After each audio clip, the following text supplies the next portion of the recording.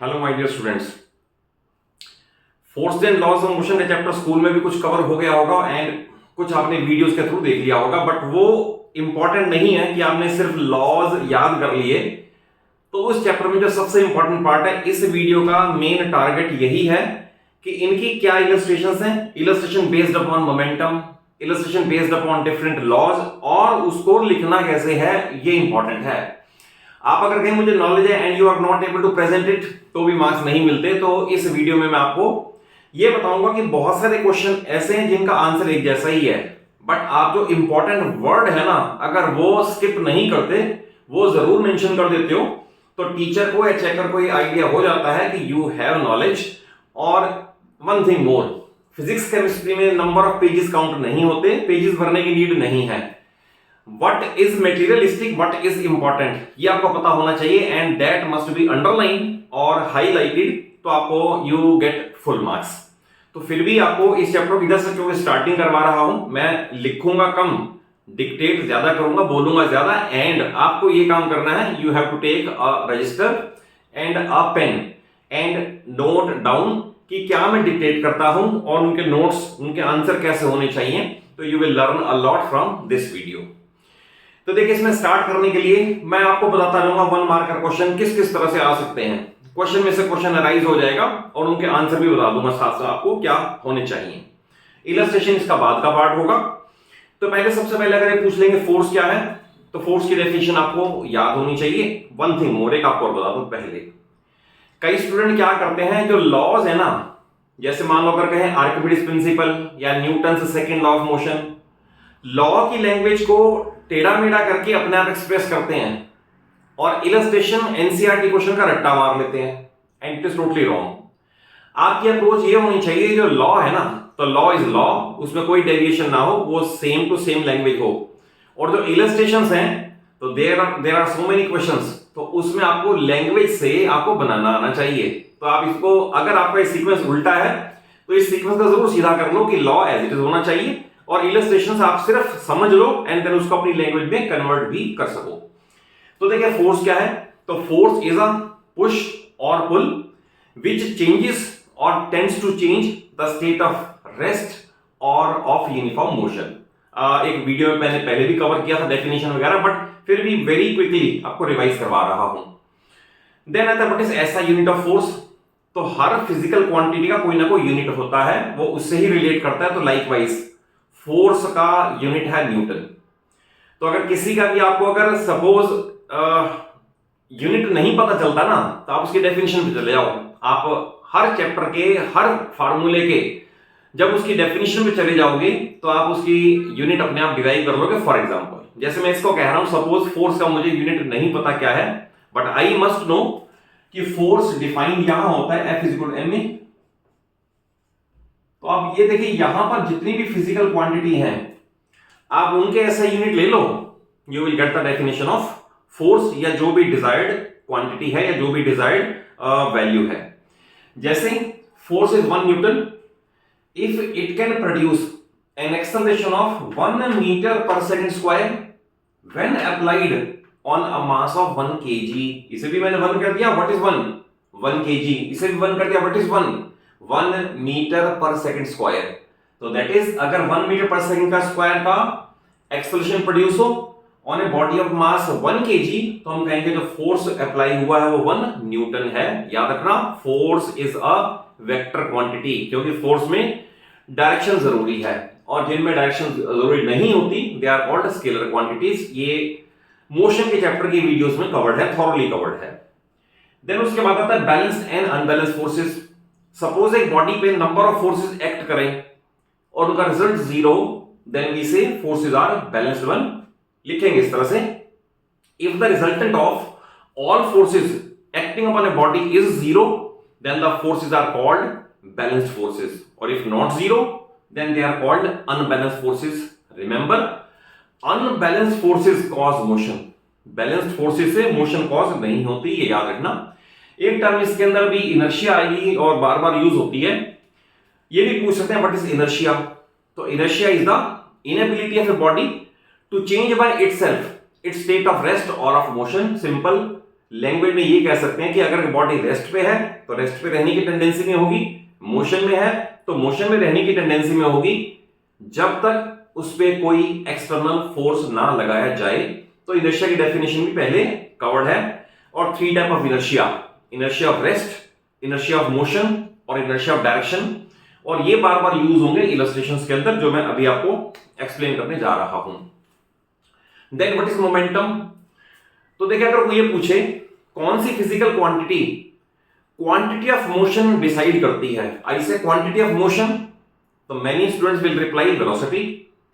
But quantity of motion खाली velocity से decide नहीं होती, it is decided by momentum. तो momentum is the product of mass into velocity mv, और इसका ऐसा यूनिट है kg meter per second. Reason being ये यहां और ये यहां पर, तो मोमेंटम ये है मास इनटू वेलोसिटी। बट अगर ये पूछें what is change in momentum, तो चेंज इन मोमेंटम, सपोज किसी बॉडी की वेलोसिटी पहले 2 मीटर पर सेकंड थी, फिर 5 मीटर पर सेकंड हो गई, तो जो फाइनल वेलोसिटी है उसे मल्टीप्लाई करोगे you will get final momentum, initial से करोगे you will get initial momentum. तो इनका difference is called change in momentum, that is final momentum minus initial momentum is called change in momentum.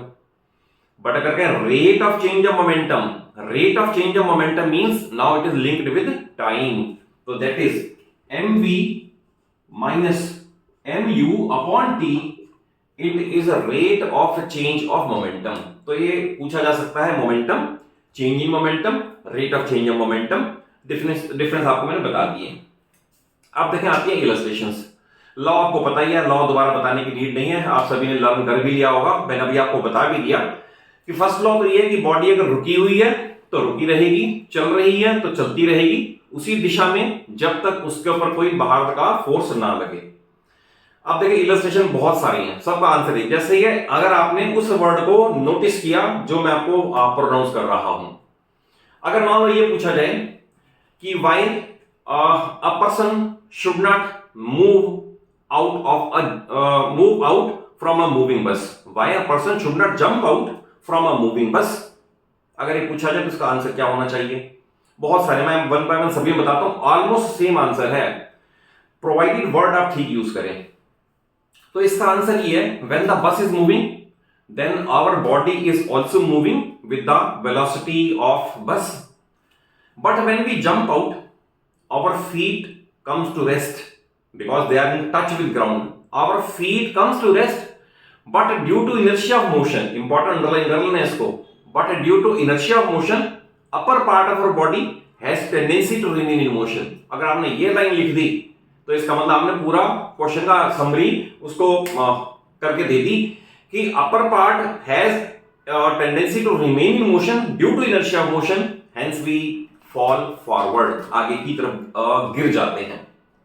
अगर ये पूछे सपोज कि why dust particles come out when a hanging carpet is beaten with a stick, तो उसका answer ये है कि अगर एक हैंगिंग कारपेट हो, it is beaten with a stick, then we will say when we beat the carpet comes into motion, but dust particles due to inertia of rest, क्योंकि उनके ऊपर कोई फोर्स अप्लाई नहीं हुआ, then dust particles due to inertia of rest has tendency to remain at rest, hence due to gravity they fall downward and carpet moves ahead. Likewise अगर suppose ये पूछे why leaves or fruits get detached when its branches are shaken vigorously, तो इसका भी answer यही है कि अगर आप ब्रांचेस पे फोर्स लगा रहे हो तो branches are set into motion, but leaves due to inertia of rest has tendency to remain at rest, hence they get detached. तो इस तरह की इलस्ट्रेशन है, सभी में इनर्शिया ऑफ रेस्ट और इनर्शिया ऑफ मोशन का आपने प्रॉपर अप्लाई करना है सो दैट आप इनके इस तरह से आंसर कर सको। सेकेंड लॉ आपको पता ही है, सेकेंड लॉ भी मैं आपको रिवाइज करवा दूं, the rate of change of momentum is directly proportional to unbalanced force applied and it acts along the direction of force. Summary में आप ये कह सकते हो, आप इसको एफ में प्रोपोर्शनल वाला भी अगर हटा दूं तो आप ये मान लो लास्ट में k इज इक्वल टू 1 करके ये एक्सप्रेशन आ जाएगा, तो f is equal to m v minus u by t. ठीक है, अब इसमें एक एनसीईआरटी क्वेश्चन है, बहुत इंपॉर्टेंट है, और उसकी इलस्ट्रेशन आपको बता रहा हूं कि why a cricketer louvers down his hand while catching a fast moving ball. तो देखिए इसके अंदर आप समझ ले पहले अच्छी तरह, और ऐसे ही बहुत सारे क्वेश्चंस बनेंगे, सबका आंसर यही है। देखिए अगर सपोज एक फास्ट मूविंग बॉल आ रही है तो उसका मास हमारे कंट्रोल में तो नहीं है। अगर लेटर से मास 500 ग्राम है तो इट विल रिमेन 500 ग्राम। जिस स्पीड से वो आ रही है, लेटर से 50 किलोमीटर पर आवर, ये भी हमारे कंट्रोल में नहीं है, it is coming with 50 kilometre per hour. और फाइनली हमें रोकनी है, हम इस तरह से रोक दें या ऐसे करके रोक दें। In both cases final velocity is to become zero, ये भी हमारे कंट्रोल में नहीं है। तो हमारे कंट्रोल में क्या है? हमारे कंट्रोल में सिर्फ टाइम फैक्टर है, और F और T, ये फार्मूला बताता है कि F और T में इनवर्स रिलेशन है। आप इनवर्स का भी समझ लें, पूरी फिजिक्स में जहां भी मैं कहूंगा डायरेक्ट रिलेशन है, इसका मीनिंग है अगर एक क्वांटिटी बढ़ेगी तो दूसरी भी बढ़ेगी। और एक और बात याद रखना, अगर मैं कहूंगा डायरेक्ट रिलेशन है, कोई भी दो फिजिकल क्वांटिटी हो, आप चाहे dt ग्राफ ले लो, vt ग्राफ ले लो, कोई सा भी ले लो, अगर मैं कहूंगा डायरेक्ट रिलेशन है, डायरेक्ट मींस अगर एक क्वांटिटी बढ़ेगी दूसरी भी बढ़ेगी, और ऐसा ग्राफ हमेशा राइजिंग आता है, तो डायरेक्टली प्रोपोर्शनल का ग्राफ हमेशा ऐसा होगा। बट अगर मैं कहूं इनवर्स है, तो इनवर्स का मीनिंग फॉलिंग ग्राफ होता है। तो अगर दो कोई फिजिकल क्वांटिटी है तो इसका मीनिंग अगर एक क्वांटिटी बढ़ेगी तो दूसरी घटेगी, that is increase in one results in decrease in other. तो इसका हमेशा फॉलिंग ग्राफ होता है, ये याद रखना, थ्रू आउट फिजिक्स अप्लाई होता है ये। Rising graph directly proportional, falling graph inversely proportional. अब इसके अंदर मैं आपको ये कह रहा हूं फोर्स और टाइम, इनमें इनवर्स रिलेशन है, दैट इज अगर टाइम बढ़ेगा तो फोर्स घटेगा एंड वाइस वर्सा। तो देखिए इसको आंसर कैसे करना है। आंसर इसको इस तरह से करना है, if he lowers down his hand then he increases time to stop the ball. Increases time, तो अगर आपको मैंने बताया टाइम उसने बढ़ा दिया तो इंपैक्ट ऑफ फोर्स कम हो जाएगा, that is he will not be hurted if he lowers down his hand. Late us से अगर वो इस तरह से खड़ा है, ball comes and stops, late us से ये 0.1 सेकंड में स्टॉप हो गई, और सपोज ने ऐसे कर दिया, लेट अस से ये 1 सेकंड में स्टॉप हुई, तो आप ये देखें दोनों में 10 गुने का 10 टाइम्स का टाइम में फर्क आ गया है। तो अगर 10 गुना टाइम में फर्क आ गया है तो 10 गुना फोर्स में भी फर्क आ जाएगा, डिफरेंस आ जाएगा। It means by increasing the time by factor 10 force is reduced by factor 10, तो he will not be hurted. अगर वो सपोज ऐसे ही खड़ा रहेगा, स्ट्राइक करेगी, मोमेंटम यानी velocity is reduced to zero in a very short interval of time. We will write velocity या momentum is reduced to zero in a short interval of time, ये कम है, hence impact of force is more, तो that is he will get more hurted.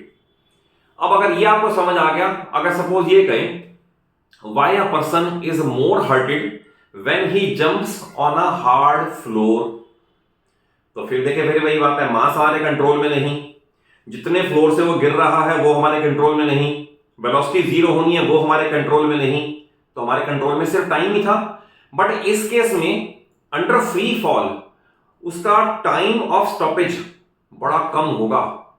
अगर time of stoppage कम होगा तो impact of force ज्यादा हो जाएगा, he will be more hurted. अगर सपोज ये पूछ लें कि अगर एक लॉन्ग जंप या हाई जंप लेने वाला athlete why he prefers to fall on a cushion और अ हीप ऑफ सैंड, तो उसका आंसर भी यहीं से निकलेगा कि when he falls on a cushion then momentum is reduced to zero in a longer interval of time. Longer interval of time it means impact of force is less. तो आप जो ये मैं बार बार वर्ड यूज कर रहा हूं, आप इनके नोट्स प्रिपेयर कर लो और इसी तरह से लिख देंगे ना, तो that is momentum is reduced to zero in longer interval time और शॉर्टर, तो उसका इंपैक्ट ऑफ फोर्स आपको मैंने समझा दिया। इन दोनों में इनवर्स रिलेशन है।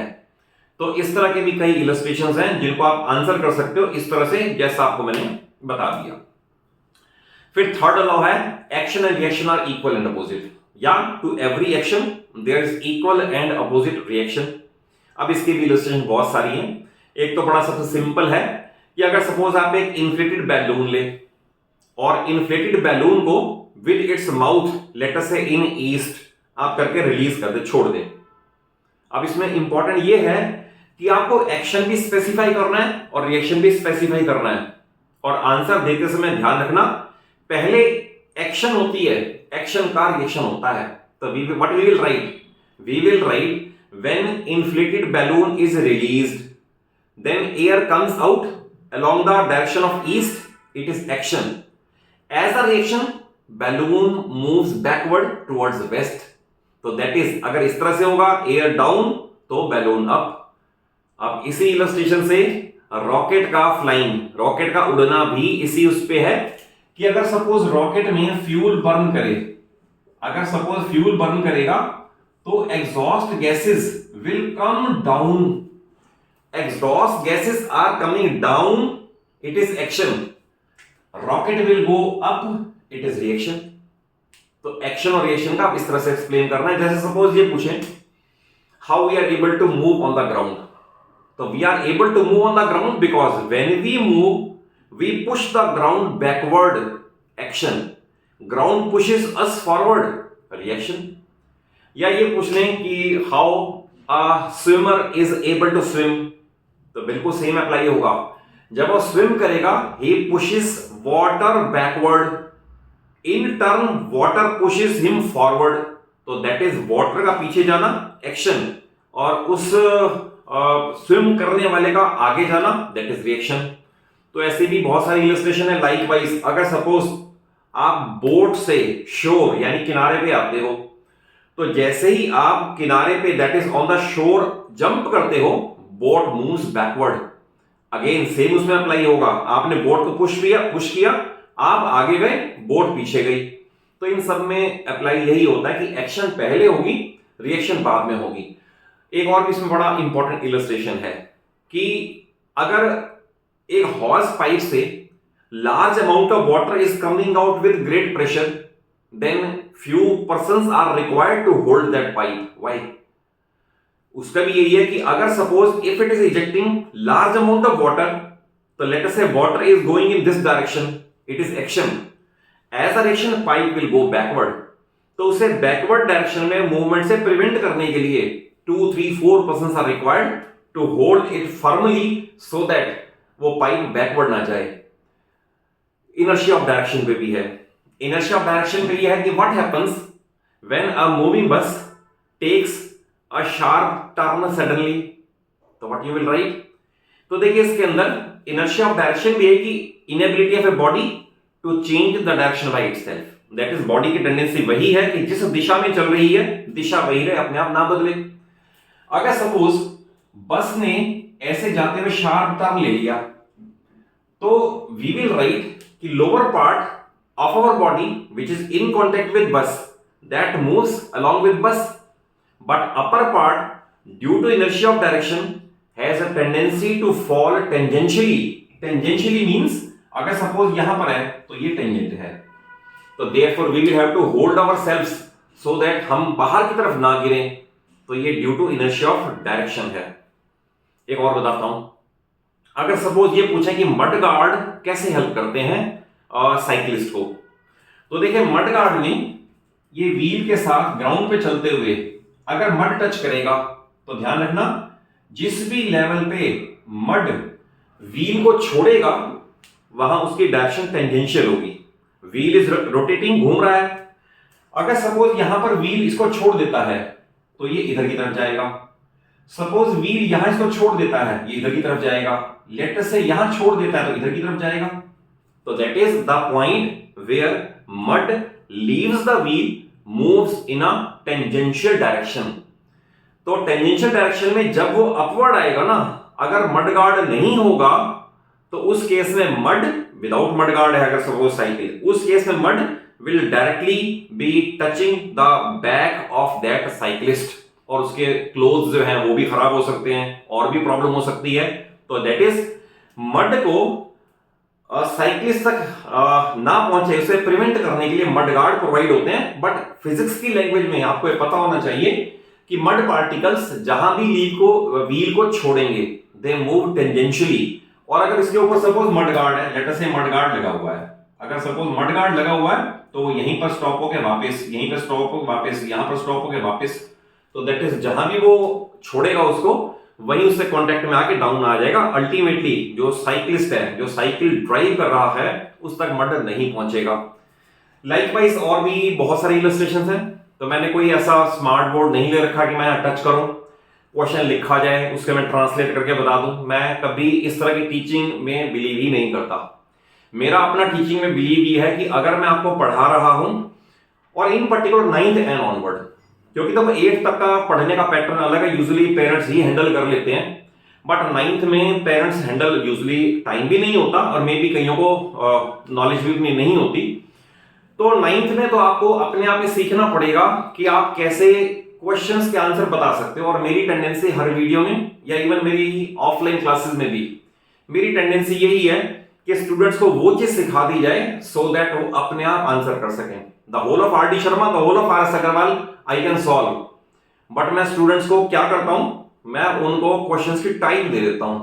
जैसे suppose linear equation in 2 variable है, तो मैं स्टूडेंट्स को बता दूंगा कि ये इस तरह के, it is fraction related problem, it is age related questions, it is suppose money exchange related problems. मैं उनको टाइप सिखा देता हूं कि इसमें ये फंडामेंटल काम आएगा। उसके बाद आर डी शर्मा क्या कोई और भी बुक उठा लोगे ना, आपको जब कॉन्सेप्ट क्लियर हो जाएगा तो किसी भी क्वेश्चन को करना डिफिकल्ट नहीं होगा। तो मेरी वीडियो में यही है कि मैं जो आपको समझा रहा हूं वो इक्वल टू नोट्स हैं, आप उसको ध्यान से सुने, नोट कर लें, और कोई प्रॉब्लम हो तो कमेंट बॉक्स में जाकर जरूर पूछ लें कि आपने इसका क्या आंसर दिया या इसका क्या आंसर और होना चाहिए, या आपकी और कोई प्रायोरिटी है सिलेबस वाइज। अदरवाइज तो बहुत सारी वीडियोस में बहुत सारा सिलेबस कवर्ड है, बट अगर आपकी कोई प्रायोरिटी है even then you can say it to me also. और अगर वीडियो अच्छी लगे, कॉन्सेप्चुअली समझ आया हो, तो जरूर एक अच्छा सा लाइक दे देना। अपने सभी क्लासमेट्स को और सभी फ्रेंड्स को वीडियो जरूर शेयर कर लो, और चैनल सलूजा क्लासेस को इसलिए कह रहा हूं सब्सक्राइब कर लो, क्योंकि पूरी 9th और 10th physics, chemistry, math, concept based learning, concept based education मैं अपने चैनल पे आपको प्रोवाइड करने की कोशिश कर रहा हूं। Thank you for watching the video.